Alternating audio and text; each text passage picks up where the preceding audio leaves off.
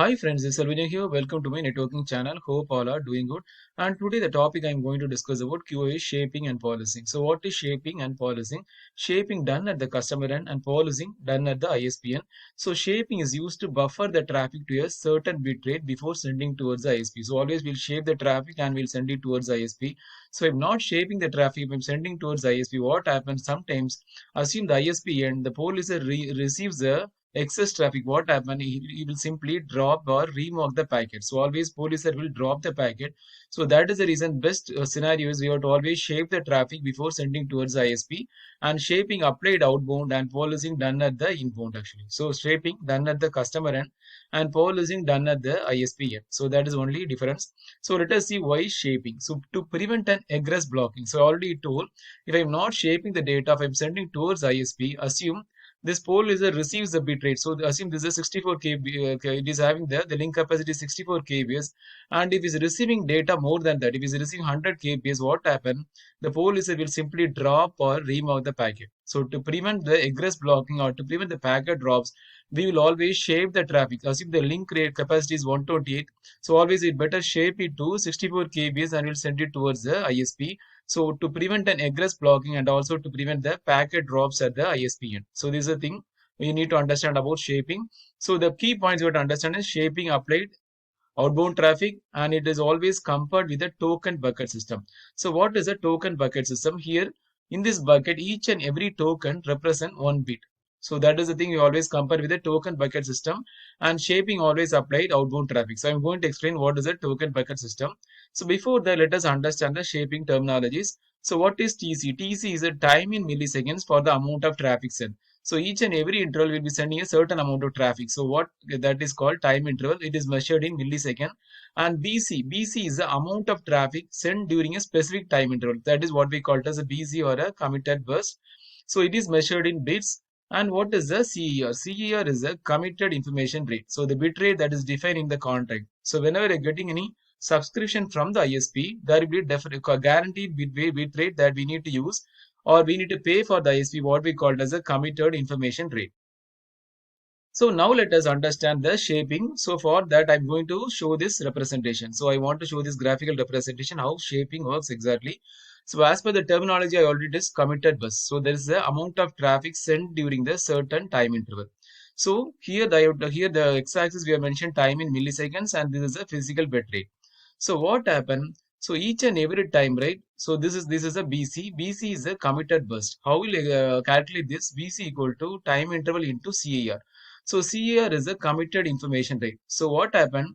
So this physical link rate is 128 kbs. I want to shape it to 64 kbs. To achieve this, I'm going to show this. What we are going to do exactly is, so most of the times we'll not be sending data all the times, right? So what happens? 50% of the time we'll be sending the data, and 50% will be passing the data, and again 50% will be sending the data. So overall, what happened? Only 50% of the time we'll be sending the data. So in that scenario, 50% of this 128 is how much? It is 64,000 bits or 64 kbs. So to achieve this 64 kbs of CAR, so that is shaping, right? So we just a physical link of 128 kbs, you want to shape it to 64 kbs. So that is the purpose of shaping. And also shaping, what happened, also delays the excessive packet. So when there is an excessive packet, what happened, automatically it will be stored in the buffer. So then once the bandwidth is available, it will transmit the packet. So that is the purpose of shaping. So here each and everything we represent, we call this as a BC. BC is nothing but a committed burst. That is the amount of traffic sent during the certain time interval. So this is around 8,000 bits. So this BC will be 8,000 bits, and this will be 8,000 bits. This will be again 8,000 bits. So there will be 8 intervals of 8,000 bits. So totally 8 into 8,000 will be 64,000 bits. So that is a committed information rate. So here what we have done, we have 1 second, we have segregated into 8 intervals. So 1 second is 1,000 millisecond. So 1,000 millisecond is 1 second. So 1 second we have divided into 8 intervals. So each and every interval there will be 125 millisecond. So out of this 125 millisecond, 50% of the time will be sending the data and again passing the data.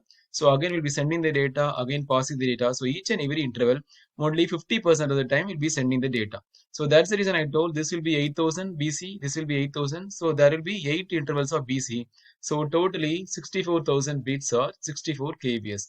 So to achieve the CER of 64,000 or to shape to 64 kbs, we are using this representation.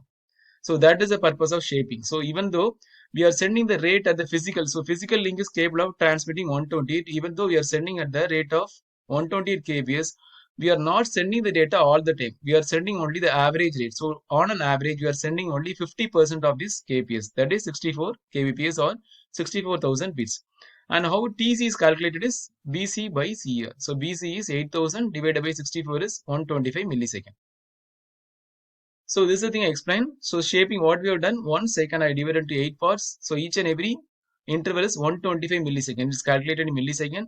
So out of this 125, first 62.5 millisecond will be sending the trade data, and another 62.5 will be passing the data. So again we'll sending the data, again we'll be passing the data. So that's the thing I represented over here. So overall, there will be 8 intervals of BC, 8 into 8000. This is a BC. So this BC is calculated using this formula. So now there is totally 64,000 bits or 64 kbs only we are sending out of 128 kbs. So that is the purpose of shaping. Shaping, it is used to buffer the data. So there is a totally 128 kbs. We are buffering the data to 64 kbs. So now let us explain with the token bucket system. So what happened? First of all, at the beginning of each and every time interval, we will fill the bucket with 8000 token. There is 8000 bits, right? So then we'll send the data. We'll again transmit the data. So now the bucket will be empty. Again, we'll refill the bucket with 8000 token. Then again, we'll send in the data. So again, the bucket will be empty. We'll refilling again. So this is what we call it as a token bucket system. So the same way, we'll be refilling the bucket with the token at 8000 bits. We'll be sending the data. So again, the bucket will be empty. So at the second time, and before the second time interval, we'll be again filling the bucket with the 8000 bits. We'll be sending the data. So now again, the bucket will be empty. So they will be passing the data at the time. So again, at the beginning of next time interval, we filling the bucket with 8000 tokens. Again, we'll be sending the data. So this is how the shaping works. So that is the reason they compare this with the token bucket system, and each and every token represent one bit, right? So I hope you are understanding the scenario. That is the logic behind this token bucket system. So that is the reason Cisco defined this with this corresponding token bucket system. So both the shaping and the policing, they are defined with the compared with the token bucket system for our easy understanding. So after this, now let's see what is shaping with the excess burst. So what is this excess burst? Excess burst is sometimes we can also send excess amount of data over a link. So all the time we can't see the data will be smoothly. Sometimes the link also send the excess data.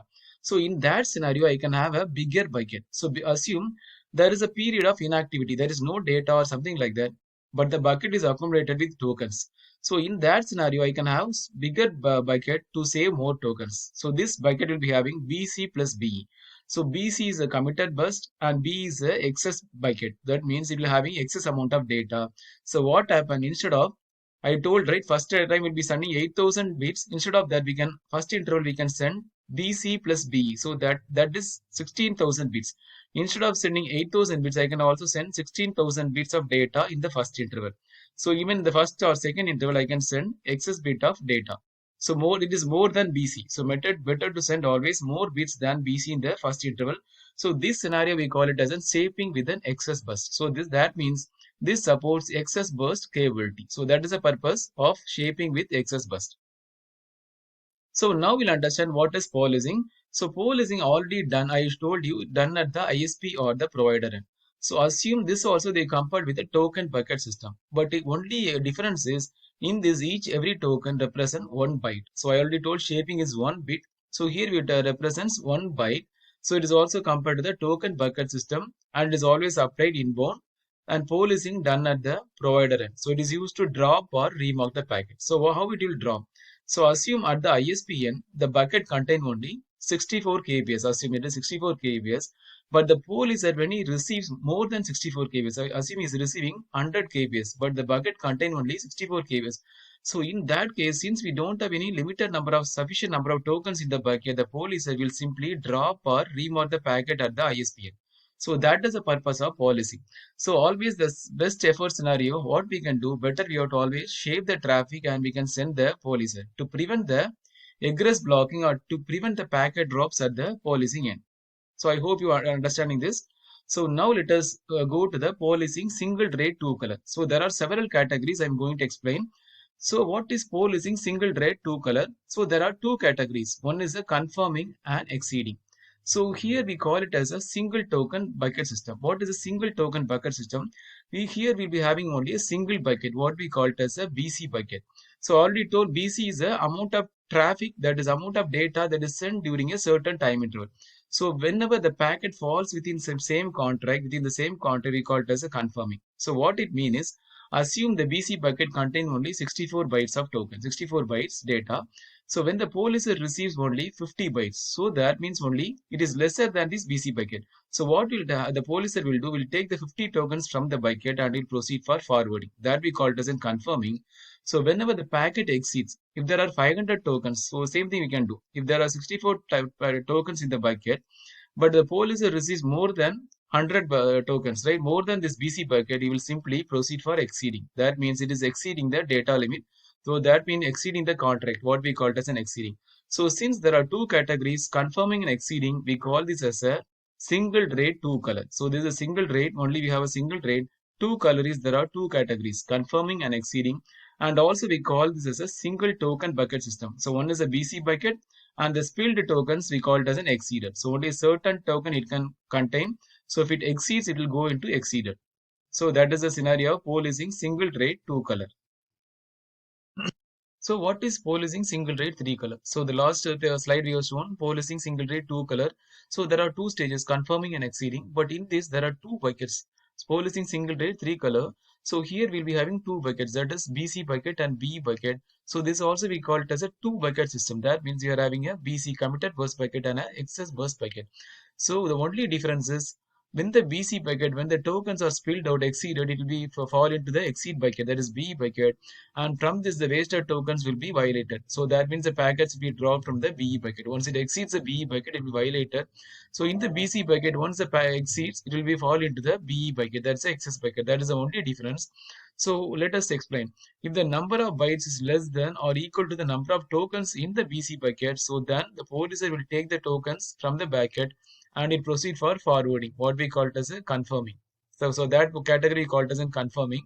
But if the packets are not confirming and the number of bytes is less than or equal to number of tokens in the BE bucket, then the policer will remove the tokens and proceed for exceeding. See, that means it will simply still exceed the packet. So that still it will allow the excess burst, right? So that we call it as an exceeding.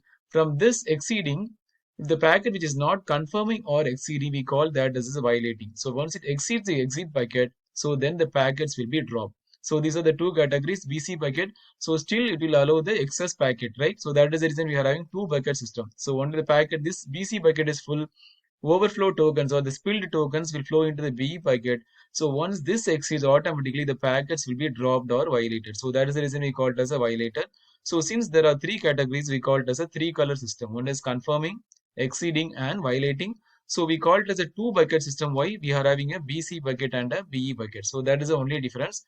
So now let us see the dual rate three color. So here there are two rates. One is a CER and a PER. CER is a committed information rate. So above that CER we call it as a peak information rate. So peak is nothing but it will allow excess burst. So we can still send the excess data, what we call it as a peak information rate.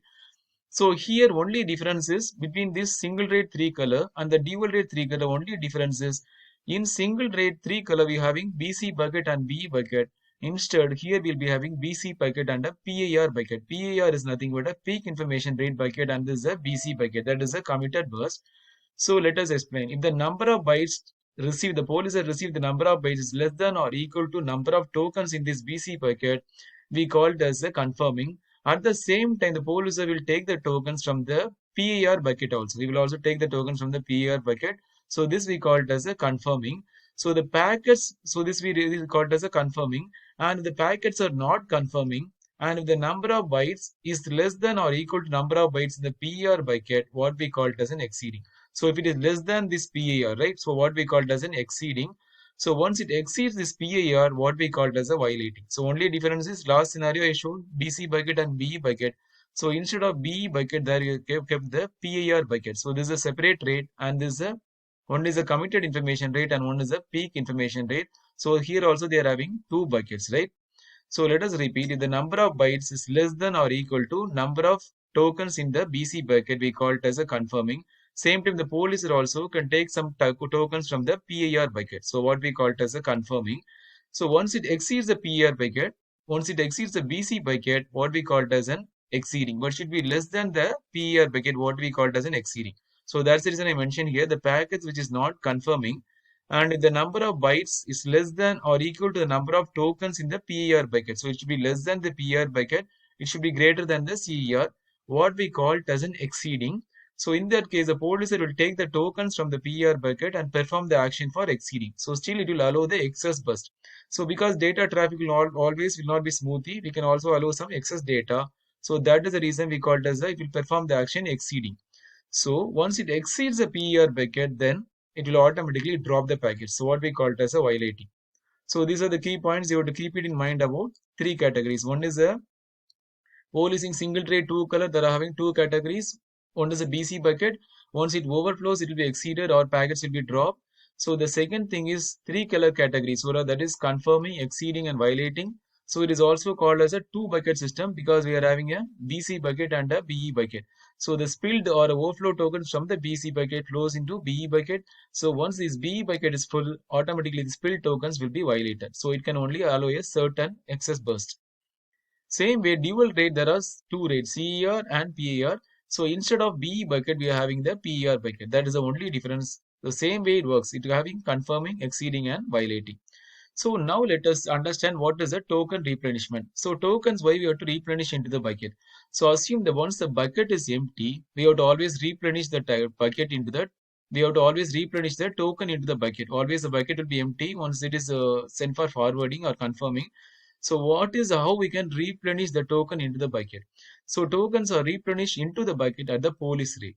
So assume once the token is empty, so assume there are 64 bytes of token in the bucket. So we are taken the token 64 bytes of token from the bucket and we are sent it for forwarding, right? So then the token will be empty.